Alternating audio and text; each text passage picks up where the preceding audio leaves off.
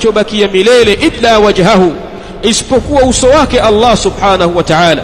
Yeye Allah subhanahu wa ta'ala ndiye atakayebakia milele, daima dawama, abadal abidin.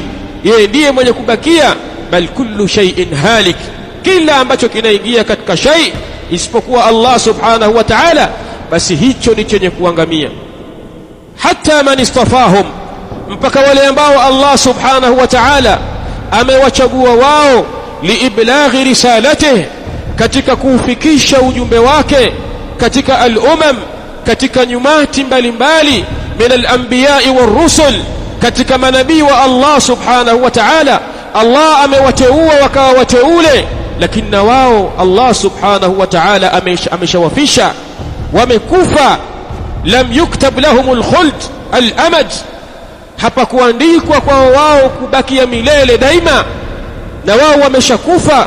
Wa hatta nabiyina, na mpaka mtume wetu sallallahu alayhi wasallam qad mat wa huwa afdalul khalqi ala al-itlaq, na yeye ni mbora wa viumbe wote, lakini tayari ameshakufa.